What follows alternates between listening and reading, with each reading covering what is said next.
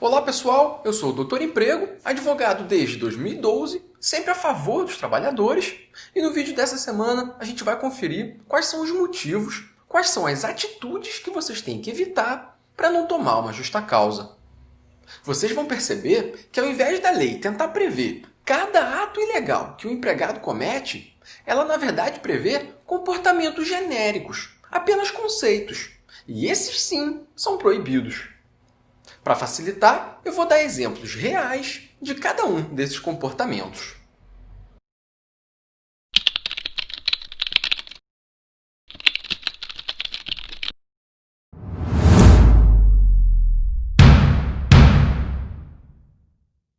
Pessoal, se vocês gostarem do vídeo e acharem que ele ajudou vocês a entenderem um pouco mais sobre justa causa, dá um like e se inscreve no canal para eu saber que o conteúdo foi útil. Bom, vamos ver agora, vamos destrinchar os 14 comportamentos que fazem um funcionário, infelizmente, ser punido com uma justa causa. Ato de improbidade. Improbidade, pessoal, tem a ver com desonestidade, com mentiras. Mas não é só isso. É também quando o funcionário furta alguma coisa da empresa, quando ele falsifica um documento. Por exemplo, se lá na sua admissão você preencheu uma folha dizendo que precisava de vale-transporte, quando na realidade você mora a 5 minutos da empresa, você foi desonesto. Você agiu com improbidade. É aqui nesse item também as situações de atestado médico falso ou adulterado. É uma conduta de má-fé e desonesta que pode levar a uma justa causa.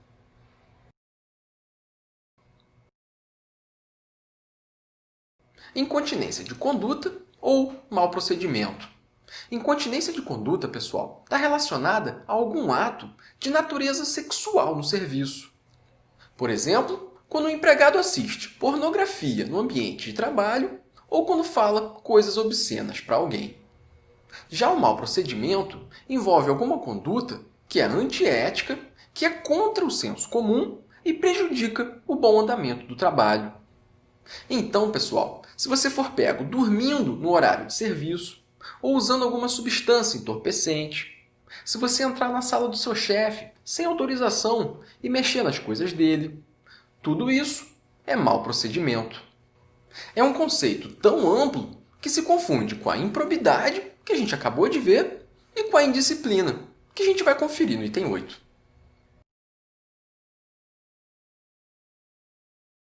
Número 3. Negociação habitual. Pessoal, isso acontece se você exercer alguma atividade dentro da empresa que cause prejuízos a ela. Por exemplo, uma vendedora numa loja de roupa que atende o cliente e aproveita para entregar um cartão particular dizendo que ela própria confecciona algumas roupas e que são muito mais baratas, não pode. Fora do ambiente de trabalho, ela pode fazer propaganda do próprio negócio numa boa, não tem problema nenhum. Mas dentro do serviço, ela está gerando um prejuízo para a firma. Outro exemplo.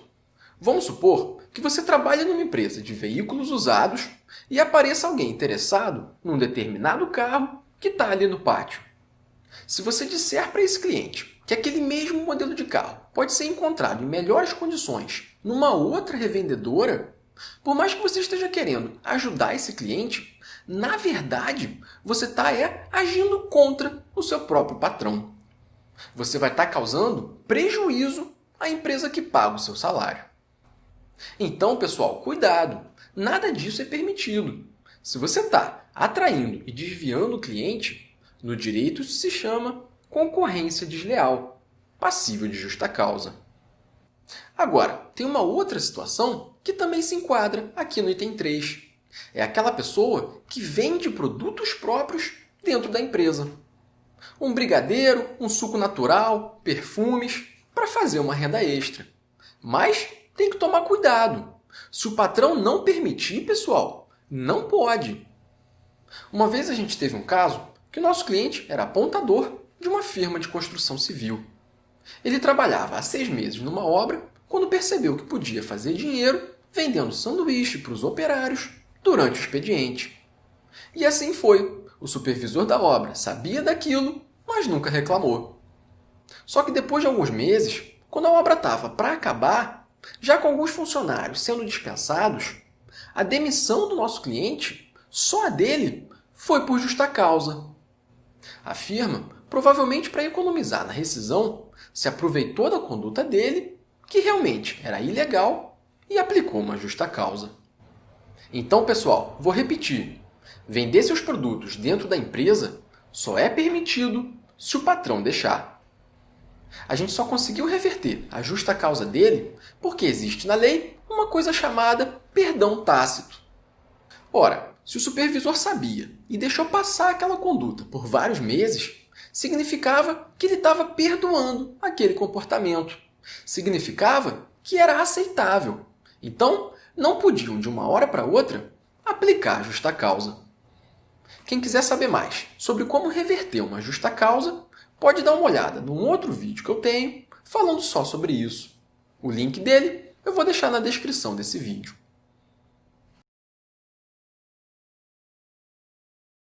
Condenação criminal. Se acontecer do funcionário ser condenado por algum crime, independente se esse crime tem relação com o serviço, ele pode ser demitido por justa causa. Mas a justa causa só vai ser válida se a condenação não couber mais nenhum recurso e se a pena for de reclusão. Se for regime semiaberto ou se ele conseguir um habeas corpus, não tem motivo para justa causa, porque ele vai continuar podendo comparecer no trabalho. Desídia, pessoal, segundo o dicionário, é desleixo, falta de cuidado. Existem 3 formas de você ser enquadrado nessa justa causa. A primeira, por exemplo, é aquele funcionário que vive chegando atrasado. É aquele garçom que esquece a geladeira aberta e a comida do bar estraga. É aquele que vive no celular durante o expediente, que fica no computador vendo notícia de futebol, de fofoca. Tudo isso mostra negligência, mostra falta de zelo no trabalho. É claro que se isso acontecer uma vez, 2 vezes, não é suficiente para tomar justa causa. Mas se você for reincidente nesse comportamento, o risco aumenta. A segunda forma de desídia é se você for imprudente. Um motorista de ônibus que cruza um sinal vermelho. Um frentista que acende o cigarro dentro do posto de gasolina. São atos que o empregado comete sem avaliar os riscos e as consequências. E a terceira modalidade de desídia é quando o funcionário simplesmente não sabe fazer a tarefa para a qual ele foi contratado. Por exemplo, alguém que foi admitido para ser operador de caixa, mas não sabe operações básicas de matemática. Um enfermeiro que não sabe aplicar uma injeção. São situações em que o empregado não domina a técnica que se espera para a profissão dele. Mas eu vou repetir, pessoal. Se ocorrer com vocês uma dessas situações, a empresa não pode aplicar a justa causa de primeira. Existe uma coisa chamada gradação das penas. Ou seja, as punições têm que ser gradativas. Aconteceu uma vez, adverte. A segunda vez, suspende. E aí sim, se você persistir no erro, justa causa. A não ser que você tenha cometido algo realmente muito grave. Aí podem te mandar embora direto.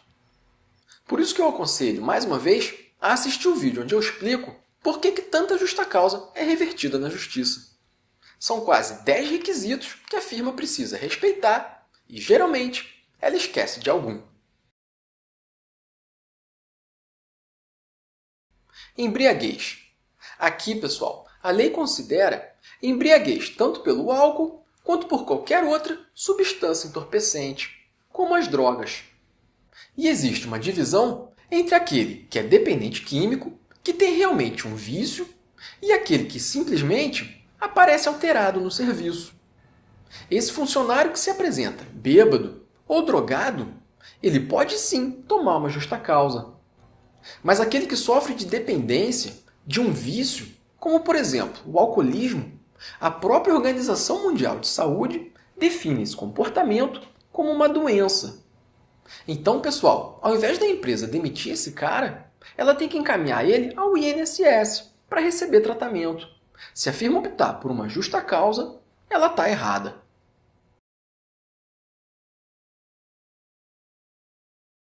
Violação de segredo da empresa.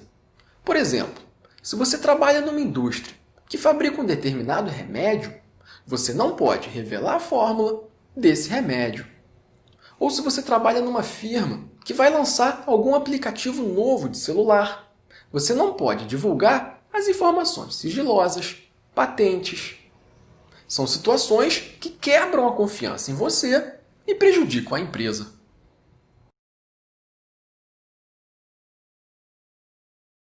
Indisciplina, minha gente, é se você desrespeitar normas gerais da empresa. Por exemplo, se na sua firma existe uma regra de usar uniforme e você desrespeitar, você vai estar praticando um ato de indisciplina. Outros exemplos. Se você deixa de usar o equipamento de proteção individual, se você nega a revista da sua bolsa ou da sua mochila na saída do expediente, que é uma prática muito comum com atendente de loja, se você usa vocabulário impróprio, falando palavrão no ambiente de trabalho, tudo isso, pessoal, é descumprimento de regras gerais da firma. Já a insubordinação é se você desrespeitar uma ordem direta do seu chefe. É quando um superior seu pede para você realizar alguma tarefa e você se recusa sem nenhuma explicação plausível. Esse item, pessoal, a gente vê quase todo dia na Justiça do Trabalho, porque muitas vezes a firma manda o empregado cumprir uma tarefa que não faz parte da função dele. E aí vira uma bola de neve. Ele se nega a fazer o serviço, toma justa causa como se ele fosse um insubordinado e o problema vai parar na justiça.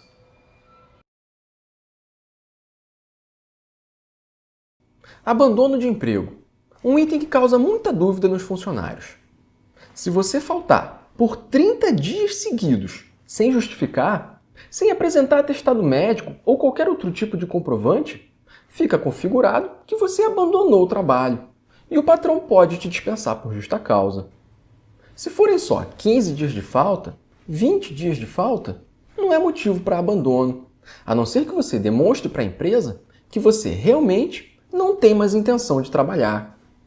Por exemplo, se você se muda e vai morar longe do serviço, em outro estado, já fica caracterizado o abandono, mesmo com poucos dias de falta, porque ficou evidente sua vontade de largar o emprego. Outro exemplo. Vamos supor que você tenha 10 dias de falta e, sem falar para ninguém, arruma um emprego mais perto da sua casa, no mesmo horário do anterior. Se o patrão descobrir, ele pode imediatamente te aplicar o abandono, mesmo com apenas 10 faltas. Afinal, a sua atitude demonstrou a intenção de não retornar para o serviço, e isso é suficiente para o abandono.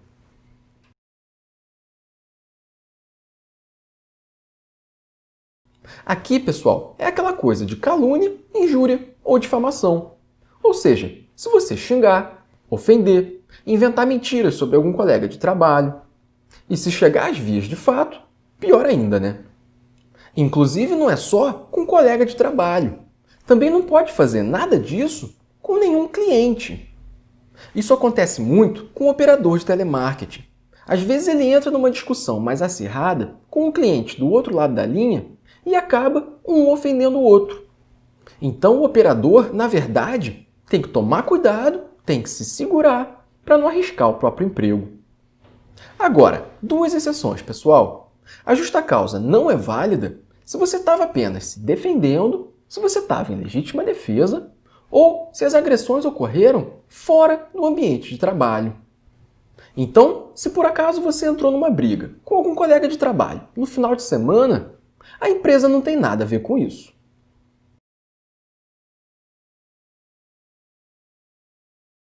Esse item é igual ao anterior, com a diferença de que agora você agrediu ou ofendeu algum superior na empresa. Seu gerente, seu supervisor, seu próprio chefe. E mesmo que seja fora do expediente, você pode tomar justa causa. A única exceção é se você estiver em legítima defesa.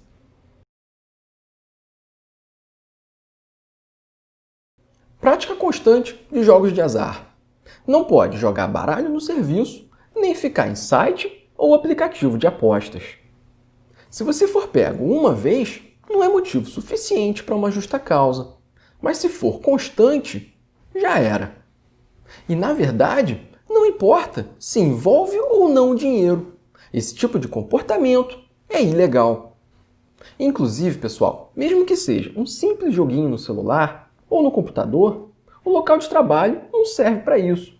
Então, pode ficar configurado também preguiça, desleixo ou indisciplina.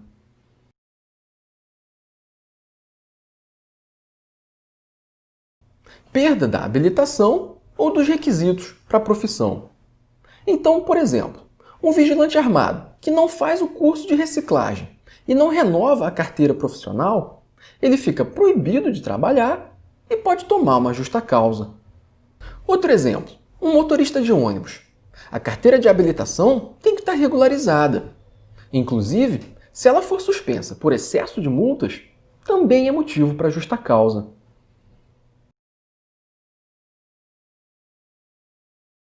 E, por fim, atos atentatórios à segurança nacional. Se o empregado praticar terrorismo, importar armamento militar, o contrato vai obrigatoriamente ser rescindido por justa causa, até porque são crimes inafiançáveis e o funcionário vai preso. Pessoal, vocês perceberam que todos os exemplos que eu dei ao longo do vídeo não precisam estar previstos, um por um, na legislação? Porque não é assim que funciona. Uma vez um cliente nosso tomou uma advertência do patrão porque ele foi pego escutando música alta e com o pé em cima da mesa. E aí ele ficou chateado, passou aqui no escritório e me perguntou onde que estava escrito na lei que ele não podia fazer aquilo. E pessoal, realmente não tem isso na lei. Mas a questão é a seguinte: como que a legislação vai conseguir prever todas as coisas erradas que podem acontecer dentro de um contrato de trabalho? Não dá. Ao invés disso, a lei criou conceitos amplos, ideias abrangentes do que é visto como proibido, deixando para a empresa analisar a atitude do funcionário e aí sim enquadrar no conceito certo. Então, escutar música alta e botar o pé em cima da mesa é o quê? É mau procedimento? É desídia? É a firma que vai escolher. Por exemplo, por incrível que pareça, não tem em lugar nenhum na lei dizendo que é proibido chegar atrasado. Mas não precisa, porque chegar atrasado está dentro da ideia de indisciplina. O problema, pessoal, é quando a firma aplica uma penalidade sem que o empregado tenha feito nada de errado, que é o que mais acontece. Aplicam uma suspensão indevida ou até uma justa causa indevida. Aí, realmente, para recuperar os direitos perdidos, só através da Justiça do Trabalho, onde vai se discutir a legalidade das punições. Bom, pessoal, espero ter ajudado vocês. Qualquer pergunta, qualquer dúvida, fica à vontade para entrar no nosso grupo no Facebook. E não esquece de dar um like, se inscrever no canal para me incentivar a produzir mais conteúdos como esse. Eu sou o Dr. Emprego, um abraço e até a próxima!